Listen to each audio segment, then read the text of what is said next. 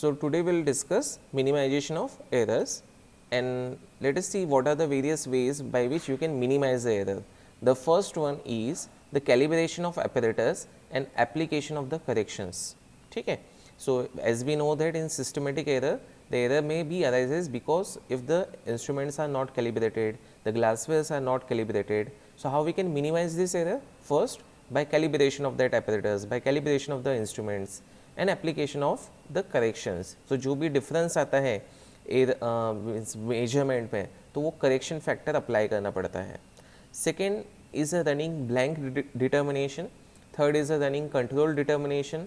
Then use of independent method of analysis, running a parallel determination, standard addition, internal standard method, amplification methods, and isotopic dilution method. Although you are in a B.Pharm first year, okay, so all these procedures of minimization of error is not applicable for your all practicals.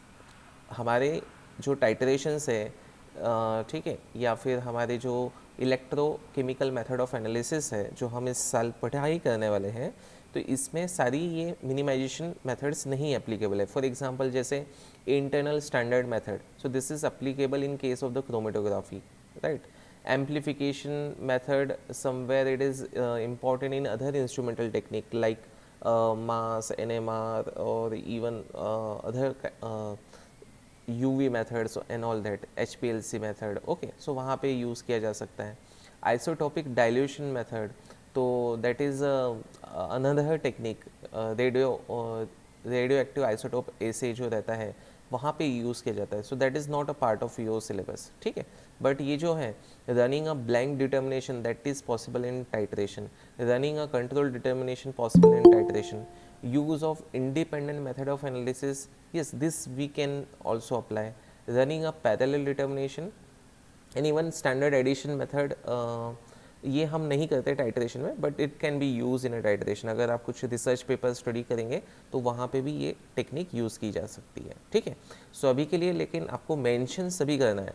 So how many total? 1 2 3 4 5 6 7 8 9. So there are total 9 methods which is given in the textbook by which you can minimize the error. So let us first discuss calibration of apparatus.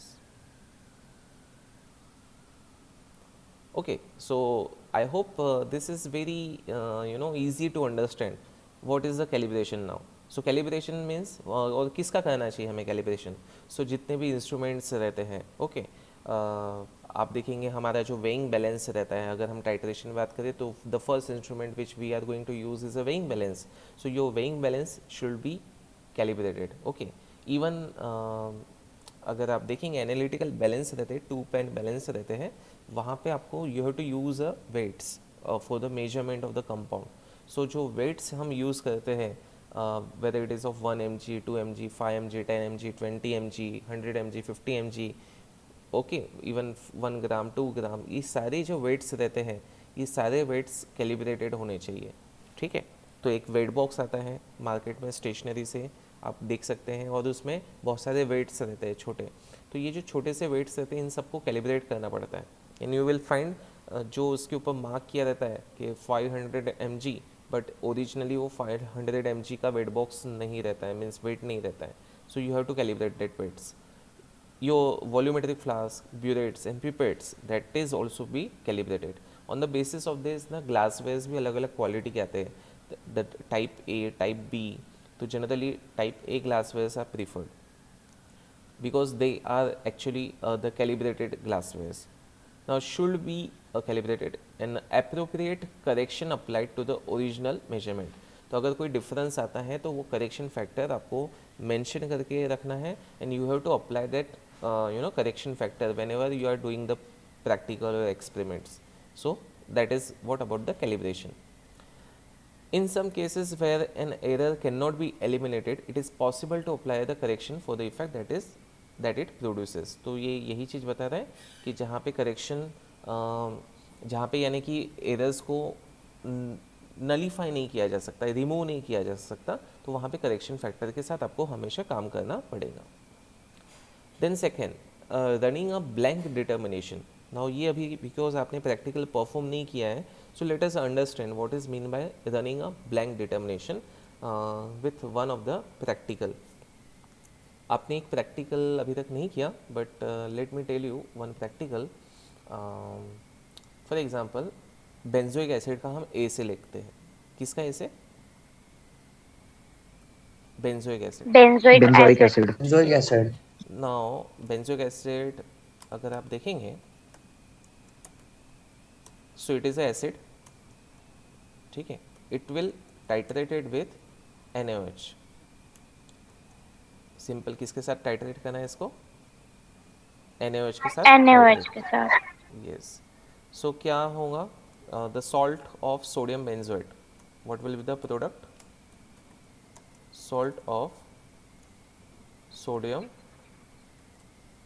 Benzoic. Benzoate. ठीक है, मैं formula नहीं लिख रहा हूँ अभी. And plus there is a formation of water. So ये reaction हो जाएंगी.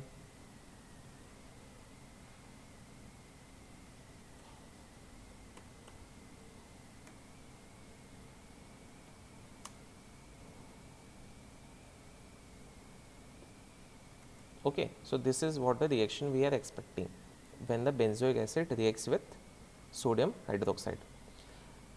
Now जब आप इस AC की प्रोसीजर देखेंगे, so what it is written that you have to weigh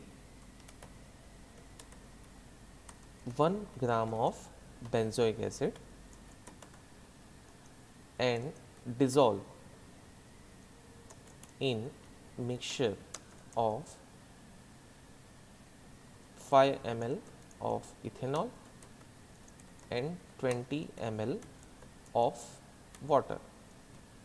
ठीक है, तो आपको इसको सबसे पहले क्या करना है, 1 ग्राम बेंजोइक एसिड या जो भी क्वांटिटी है, फॉर एग्जांपल 1 ग्राम काफ़ी ज़्यादा हो गया, तो will take 0.5 gram of benzoic acid and dissolve in a mixture of 5 ml of ethanol and 20 ml of water.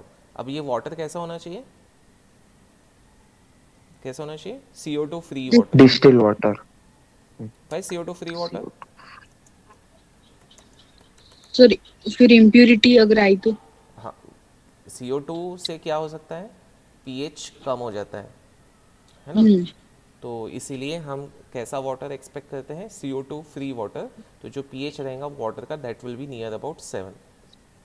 या फ्रेशली डिस्टिल्ड वाटर भी यूज़ कर सकते हैं. ठीक है, so that is what the procedure. Now add indicator. कौन सा indicator हमारे पास? हमारे पता है अभी हमें, फिनॉफ्थलीन. Phenolphthalein. 1 ml या तो फिर 2 ड्रॉप्स भी बोल सकते हैं. ठीक है, 2 drops of phenolphthalein and titrate. किसके साथ टाइट्रेट करेंगे? With NaOH. सो ये प्रोसीजर समझ में आ रही है आपको? Are you getting the procedure? हाँ सर. कोई मुझे बता Yes, सकता है sir. What will be the end point? Colour क्या होगा आखिरी में? After the titration what will be the end point? Colour क्या होगा? इनिशियली कलर क्या होगा कोनिकल फ्लास्क में, and after the titration means after the equivalence point what will be the colour?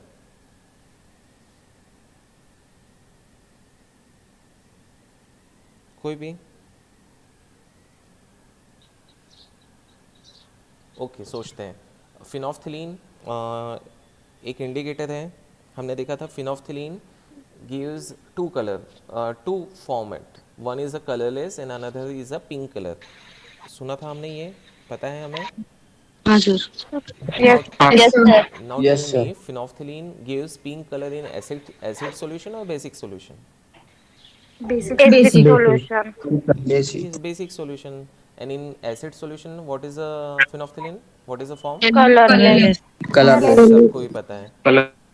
सबको ही पता है. तो now you think you are performing this procedure. You are taking a conical flask, you are weighing a 0.5 gram of benzoic acid, dissolve it in a 5 ml of ethanol, 20 ml of water, and adding a phenolphthalein and 2 drops of phenolphthalein and titrating with NaOH. So क्या होगा initial color and what will be the color after the equivalence point? Sir initial colour colourless होगा और final फिर फेंट pink होगा. Yes, you have any doubt? No sir. हाँ, आपके आवाज़ से ऐसे लगा you are you know hesitating with no this. Sir, क्योंकि पहले एसिड है, फिर हमने उसको NaOH के साथ टाइट्रेट किया तो लास्ट, इसलिए।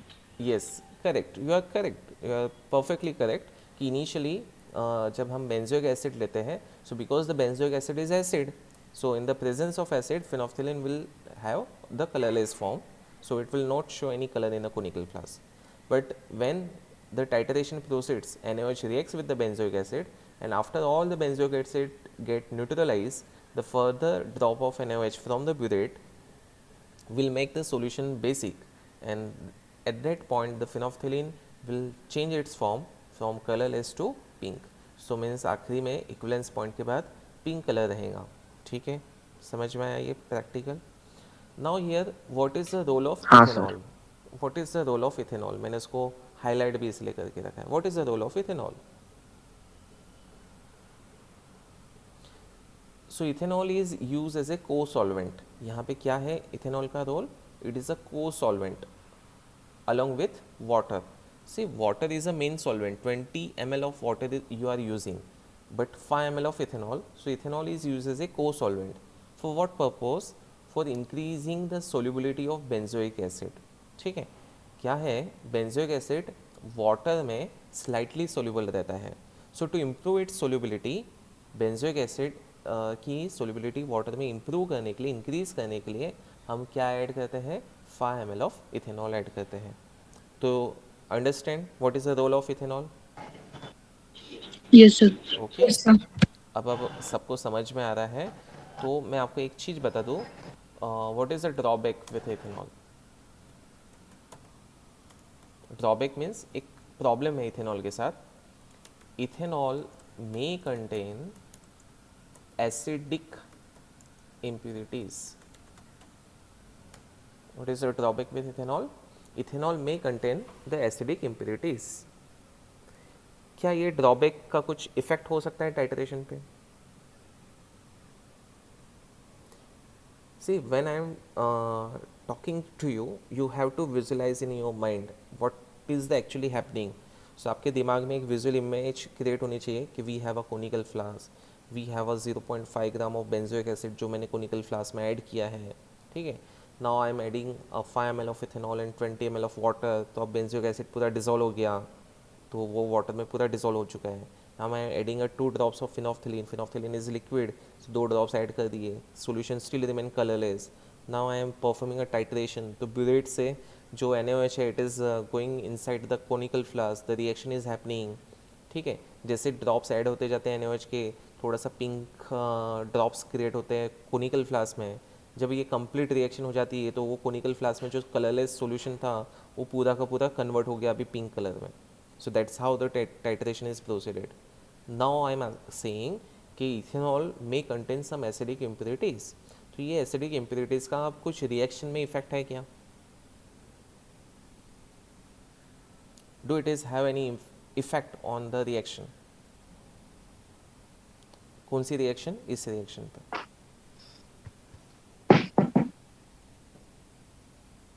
So let us understand. Okay. Suppose आपने कितना ग्राम शायद ethanol, हो सकता है सर थोड़ा बहुत इफेक्ट उस पे. सपोज आपने 0.5 ग्राम बेंजोइक एसिड लिया था. ठीक है, तो आपकी रीडिंग आ गई 25 ml. नहीं, कितने आ गई, 26 ml. कितना ग्राम लिया था आपने NaOH. 0.5 ग्राम. सॉरी, बेंजोइक एसिड 0.5 ग्राम. और रीडिंग कितनी आ गई हमारी वॉल्यूमेट्रिक क्लास में, 20। 26 ml. 26.0 ml. ठीक है, ये रीडिंग आ गई है हमारी. नाउ ठीक है, बेंजोइक एसिड लिया था. See, we are following this procedure. Benzoic acid 0.5 gram dissolve in the mixture of 5 ml of ethanol and 20 ml of water, और उसको फिर टाइट्रेट किया था NaOH के साथ, and we got this reading 26.0 ml. ठीक है, अब इसमें एरर क्या है. The error is that the ethanol may contain acidic impurities. So what it says that आपने जो बेंजोइक एसिड लिया था उसमें क्या ऐड किया था, उसको किस में डिसॉल्व किया था, इथेनॉल में इथेनॉल में. और वाटर में. ठीक है, वाटर तो CO2 फ्री था, बट इथेनॉल में क्या हो सकती है, एसिडिक इम्प्योरिटीज। एसिडिक इम्प्योरिटी हो सकती है। तो जो आपने रिएक्शन एक्चुअली परफॉर्म की, उस रिएक्शन में क्या क्या चीज़ें हैं? बेंजोइक एसिड, बेंजोइक एसिड है, इथेनॉल एस। हाँ, इथेनॉल की इथेनॉल एसिडिक है इम्प्योरिटीज भी हैं, और NaOH के और साथ टाइट्रेट कर रहे हैं। तो ये जो हाँ 26 और ml, वाटर, हाँ, NaOH के साथ टाइट्रेशन। जी सर। तो आपके ये जो हाँ 26 ml आया है NaOH, इस 26 ml ने बेंजोइक एसिड को तो न्यूट्रलाइज किया ही किया, इसके साथ किसको हाँ न्यूट्रलाइज किया उसने? इथेनॉल की एसिडिक इथेनॉल इम्प्योरिटी। के एसिडिक इम्प्योरिटीज की भी। मतलब ये रीडिंग जो है 26 ml, is it only for the benzoic acid? No, नहीं, नहीं, गलत है। It is for both. साथ ही साथ इथेनॉल की एसिडिक इम्प्योरिटीज भी। हाँ, सो जो आपका टाइट्रेशन है, वो ए से किसका था? ए से किसका करना था हमें? बेंजोइक एसिड का। बेंजोइक एसिड का। बेंजोइक एसिड बेंजोइक का। एसिड का। बट आपने टाइट्रेशन किस किस का कर दिया? बेंजोइक इथेनॉल एसिड बेंजोइक और एसिड और इथेनोइक सम एसिड। इम्प्योरिटीज। सो मुझे क्या करना चाहिए था?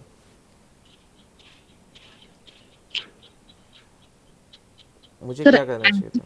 वो एसिडिक सर इम्प्योरिटीज को हटाना था। उसको कैसे नहीं, वो हटाएंगे सर? राइट। मतलब हम 0.5 ग्राम लिया है, उसमें अब ऐड हो जाएगा एसिडिक इम्प्योरिटीज, तो उसका वेट बढ़ जाएगा, मतलब रीडिंग। यस एग्जैक्टली, इसलिए रीडिंग मेरे ख्याल से थोड़ी सी ज़्यादा आ गई ना, 26 आ गई। हाँ तो अब रिमूव कैसे करेंगे? Running answer, black answer is running a blank determination. ठीक है डिटर्मिनेशन। ना, इसको समझने से पहले मैं प्रोसीजर बता देता हूँ, व्हाट इज, या फिर पढ़ लेते हैं फिर हम करते हैं। Now this consist in carrying out a separate determination, the sample being omitted. ठीक है, एक फिर से सेपरेट डिटर्मिनेशन करो, the sample being omitted under exactly the same experimental condition as are employed in actual analysis of the sample.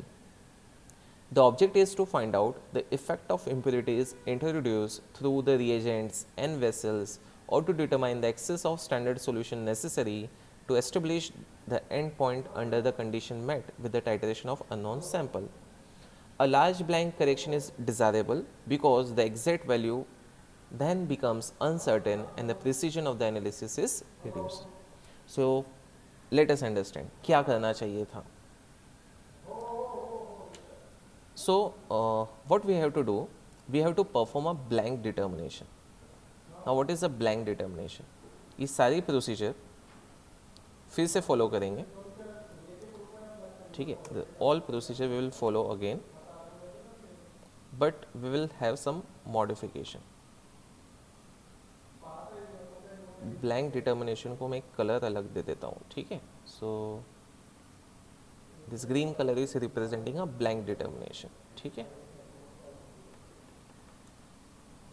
so what you have to take, what you have to do, remove the substance under analysis. So what you have to take, you have to take mixture of, now see this is a blank determination. हाँ, so blank कौन सा colour है? Green colour. So what you have to do, you have to take the mixture of 5 ml of ethanol and 20 ml of water, that is a CO2 free, add up phenolphthalein and titrate with NaOH. So what will be the reaction? Reaction क्या होंगे?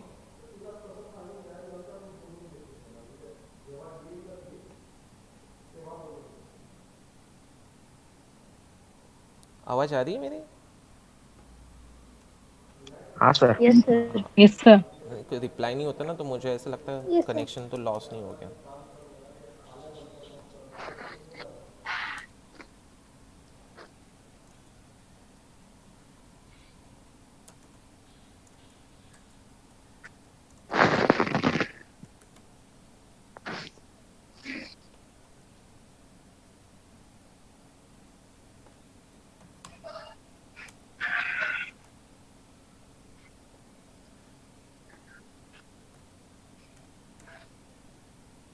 सबको समझ रहा है मैं क्या लिख रहा हूँ?